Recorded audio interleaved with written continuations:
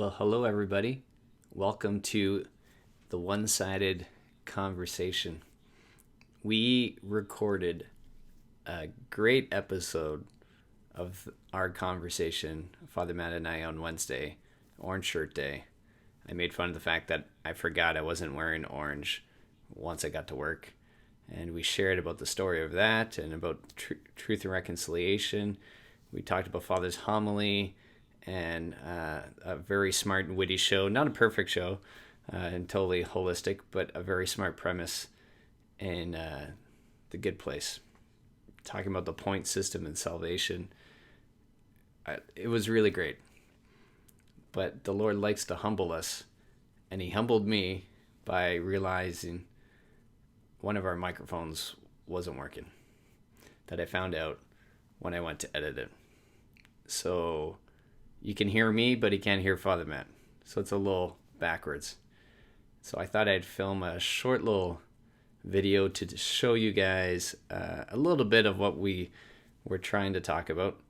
Most of you, if you were there on Sunday, or if you go to stans.ca, you can listen to Father's homily, so you'll know the base ground of where we're going. And I'll just maybe toss out a couple of my points and some of the stuff that Father and I were sharing on Wednesday. So I guess we'll just do it. Welcome to this abbreviated one-side conversation. But I guess it's still a conversation with you. You can give feedback on if you agreed with me, if you disagree, how you relate to it. We'll just dive in. I just feel heartbroken because I think there's some good wisdom, and hopefully I can repurpose it somehow a little bit, even the one-sided, hence the one earbud. So to recap, where did this go is this is coming from the homily, right? We have the parable, the idea of the two sons and turning back and to say, better late than never or not, and how we feel about that. And Father used the example of the TV show The Good Place, which stars Kristen Bell and Ted Danson. And basically the premise is, without any major spoilers, is the sense of and kind of a picture of what maybe heaven would be and maybe what the bad place would be. And the idea that the main character, Kristen Bell, kind of ends up in the good place, and maybe she shouldn't have, according to the premise of the show, and kind of how they just work out with that. But the real genius, I think, of it is how it speaks on what I would say, and Father Matt was kind of getting to, is a popular understanding of salvation and how we think about it. And that is really the base of the show, and what we kind of chatted about is the idea of the point system. In the sense that we've kind of earned our way to heaven. If we do enough good things, we're going to end up there. And how maybe that's not a full and right understanding. But it's prevalent, and I'd say it's even prevalent in my own life. And we started there by sharing on Wednesday, and I guess I could recap of the interesting thing in the gospel that we hear is there's almost an eagerness and a hopefulness, in the ability and the mercy of God, right? To say that it doesn't matter if you said no at first, but then you say yes, right? That we will receive that, we will forgive, and how we struggle sometimes with that. And I was telling Father Matt that I like that in premise. I mean, we all love the idea of the prodigal son if we're the prodigal son.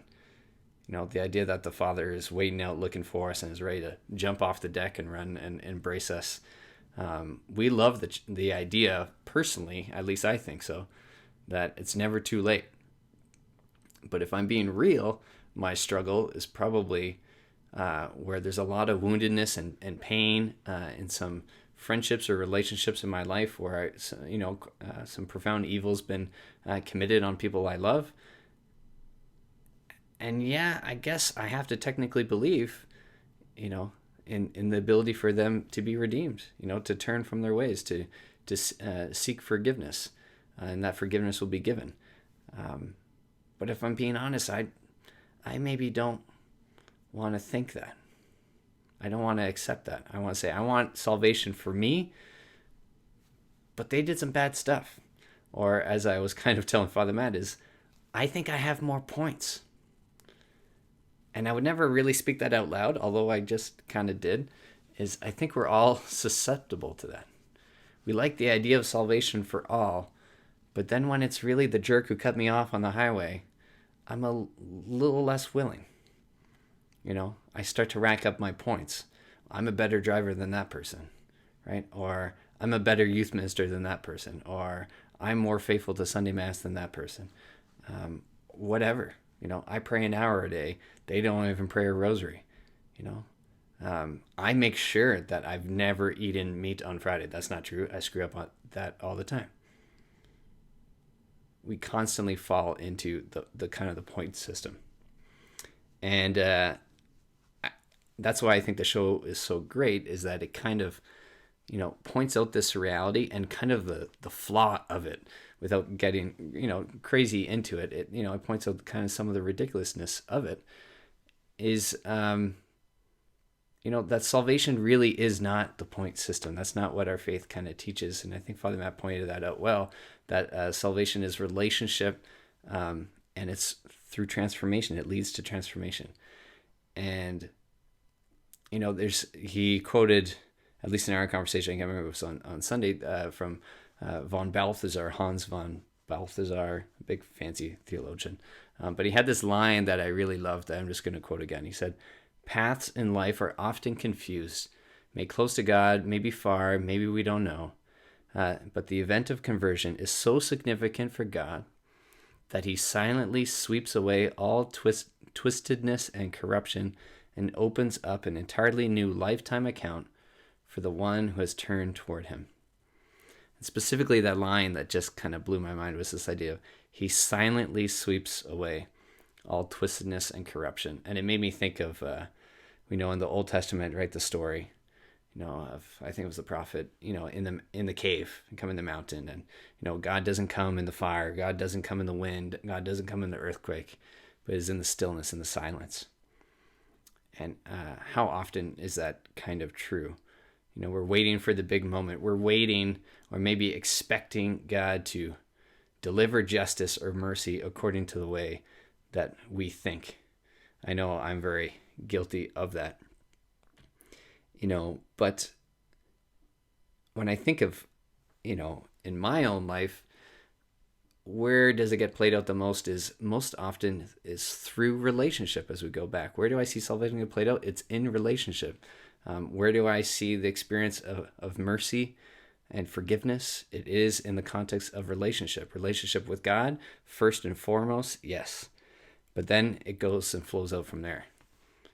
When I'm right with God, it leads me to see how I'm not right with my wife, with my children, with my coworkers, with the young people and the leaders that I serve. And I have to often make amends and going from there. And I think we had mentioned a point in our failed podcast, and not to underline this idea, is that, when we turn to God, it's not what about, all those things, welcome home, and, God just forgets. This idea of that, the moment of absolution and the sacrament of reconciliation. I love that when the priest, puts his hand out and says that prayer, and I do some demonstrations sometimes with young people with like flash paper, and boom, the sin is gone, right? You can't see the sin in that sense, in the eternal sense, God has forgiven you. And we had this conversation, and I was mentioning to Father Matt that I was like, but God is not blind to injustice. Mercy and justice go hand in hand. And yes, we need to get right with God. And better late than never was kind of what von Balthasar and maybe the gospel was getting to. But it doesn't mean that we're blind to, the tragedies of the past and the damage that we've done. And, I often, when I teach young people and talk about the idea of penance, it's not that we do actions. It's not more of the point system to get ourselves right with God, right? The idea that we come humbly before God through the priest and ask for forgiveness, right? Penance this is now the work to make amends with those that we've hurt, right? Make amends to fix the relationship, to do the work. And I think that makes sense. And I was sharing to Father Matt again, and I'll share here, is that often I think when we get stuck in a point system, as it were, sometimes the work can seem overwhelming, or we look at the mess of our lives. And I mean, without going into too much detail, like there's a period of my life where my ledger was unbalanced. I was leaning more in the wrong direction. My chances of the good place weren't looking great if we were tracking by points. And that can lead to hopelessness. It can lead to despair, to say, like, I'm never going to get right. I'm a nerd and a Marvel fan.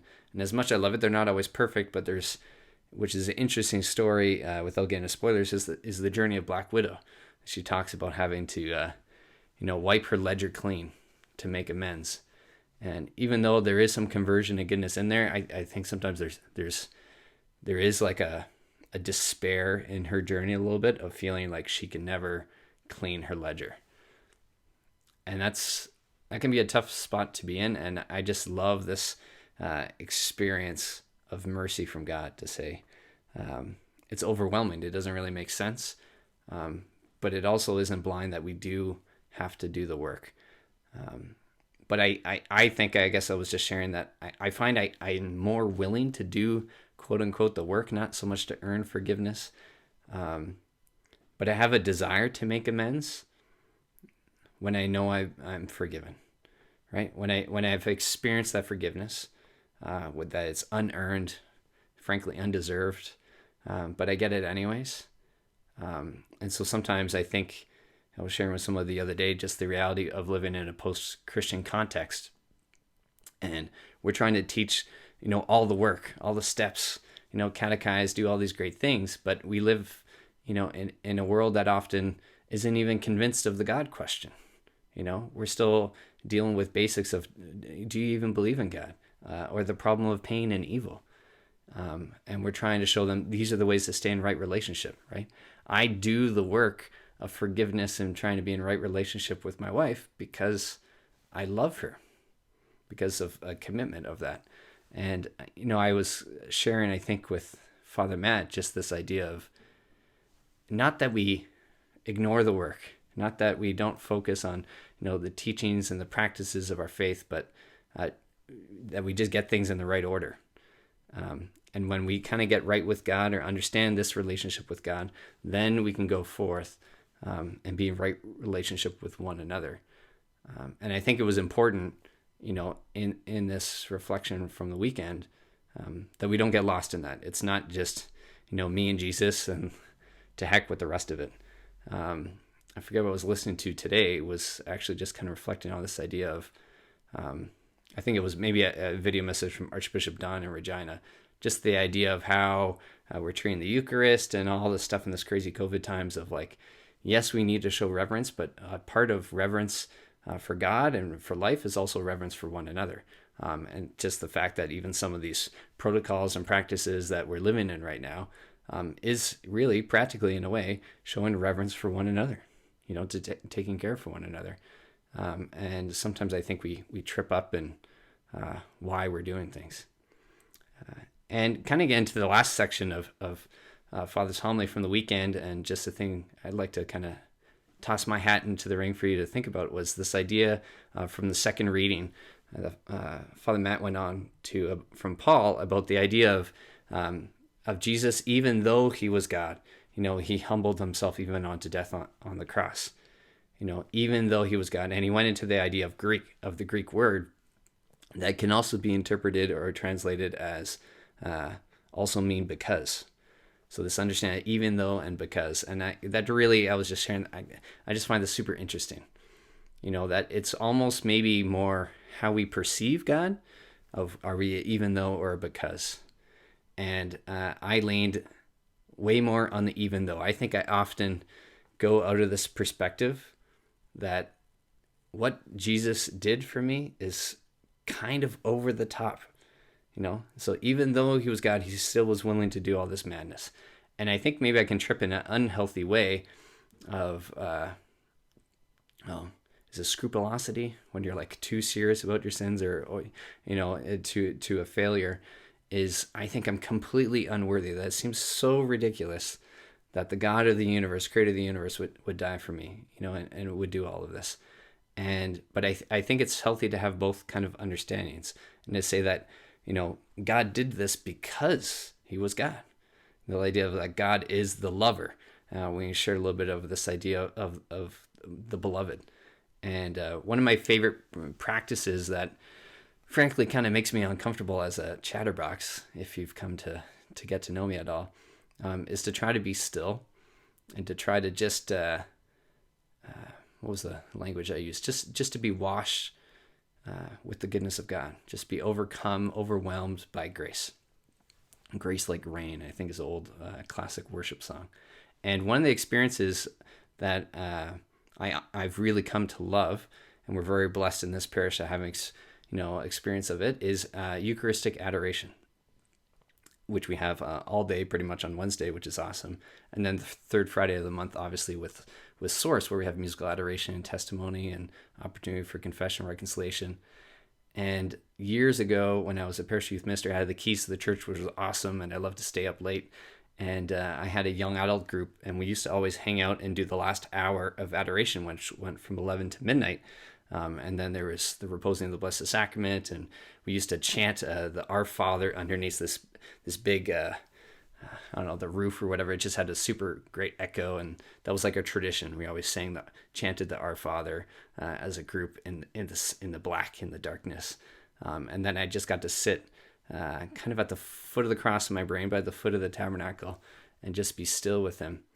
And it was really over that last year I was at that parish, where we were kind of doing that every week, kind of as a tradition, that I think my heart really was transformed in a way I'd never been before. And it was kind of replicating in a less holy way, because I'm not as holy as the man in the story, or St. John Vianney, of this story that St. John Vianney shares, right? Of patron saint of priests, that he was at his parish and he saw this old man in Eucharistic adoration, and he looked upon the monstrance, upon our Lord and Savior, his body, blood, soul, and divinity, and he's looking at Jesus, and Jesus is looking at him. Because St. John Vianney goes up to him, he's like, "What do you do? You're just there all the time with a smile on your face." And this old man says, "I look at him, he looks at me, and we're happy," or "I'm happy." He says it in French, which is probably much more romantic, and I can't replicate that. But it really just struck me of a beautiful way of understanding even though and because. And I would go in there, and I had a lot going on. I was debating, like, what am I called to, a vocational discernment, all that good stuff. And I would sit there, and I said, "Colm, you're bad at praying. I don't know good, rote prayers. I screw them up all the time. I'm not really, I like to talk a lot, but I'm not really profound in my words. I just stumble through life." And I said, like, "Lord, for this hour, I'm just going to sit there and be still. And I'm going to look at you, and you're going to look at me, and hopefully we're going to be happy, and I'm going to learn what to do with my life." And now looking back on it, I think I really started to understand that was an experience of even though and because. Because I would sit there and stare at him and be blown away, but like, why are you here? Why are you in this random little, chapel at St. Bonaventure in Calgary? And why are you looking at me, this nobody? And why am I happy? And why am I allowed to look upon you? And having no answers, but just being overwhelmed. And sometimes I'd nap, sometimes I'd cry, but I would just keep looking. And that answer is it's just love. And you can't do anything except be washed by it, and just to receive it and to let it transform you. I just wanted to share that little story because, like, that's salvation getting played out in my life, and out of that, I can live, I can serve, I can grow, and I guess that would be my kind of challenge to you. And we had shared kind of in our failed podcast episode from Wednesday is, where are the opportunities for you to really sit there and have that experience of understanding this God who pursues you, who's eager for you, who desires you. And I think Balthazar, quote / Father Matt, I forget which one, but it was a good line either way that Father Matt has shared, of this idea of that just a no in the past isn't an obstacle to a yes in the future. So I don't know what your story is. I don't know the story of a family member. Maybe your desire is, let's just try to live in hope. There's a lot of madness going on in the world, but just to sit there to say, I'm going to believe. I'm going to allow myself to just be washed, to be overwhelmed by your goodness, and to let it push me forward, right? And open our eyes to maybe where are the ways we need to make amends. And so my little challenge was also just a practical example for me that helps me kind of get into that rhythm of I'm worth it. I am the beloved, and God is the lover, is in a weird way, maybe, but Father Matt pointed out that I guess it's good Catholic Marian devotion is my real appreciation and love for Mary, for the Mother of God. And we enter this month of October is a good time to maybe readjust or realign ourselves. And Mary has been a key for me. It was helpful. Adoration was a big one, and Mary, because even though I have my mom, she's still with me, and God love her. She's awesome. She's been critical and foundational to my life, and revealing God's love for me. Shout out to Mom. And but it's my other mom, Mary, also kind of convincing me of, because he was God, this lover. He loves me so much that he gave me another mom. And there's a tenderness that I've encountered in the Mother of God that, frankly, it sounds weird for me, but it's the only way I can think of it, is the tenderness of Mary breaks me. That I just have come to experience the mercy of God through the tender care of his mother, and the fact that he has given us his mother to protect us and to guide us. And so maybe try praying the rosary, spend some time with Mary, because good solid time with Mary is going to lead you to her son, and that leads you to an encounter and to love. It's worked for me, and as I chat this, I remember I need to go probably pray a rosary tonight. So let me know if you've done yours, and if you're going to do one, feel free to journey with me as I try to pray one again every day in October. Is a good thing to do. Maybe doing it all your life. Praise God if you're doing that. But otherwise, we're not living a point system. But salvation has been won for us, has been offered to us, and the Lord is calling us all into transformation. Let's try to find the little ways, the little moments, little practices. They're going to help us to live in right relationship, first with God and with one another. And say a prayer for us as we buy some new tech equipment. We're probably going to advance this into audio form and get a proper podcast feed and all that goodness. That we continue to learn through the humility that God offers me and trying to figure all this tech stuff out. But we hope that this one-sided conversation could still be helpful and encouraging to you. We hope you're well. And tune in next week, actually. We're very excited. We're going to have a special guest as we shout out Darlene Fix, who retired. We have a new staff member, Erin Hickey, and we're excited to hopefully put her in our beloved hot seat, as we call it, at our conversation. And so hopefully she'll be with us next week, and you can get to hear from her a little bit. So stay tuned for that next week. Until then, God bless you, and we'll see you soon.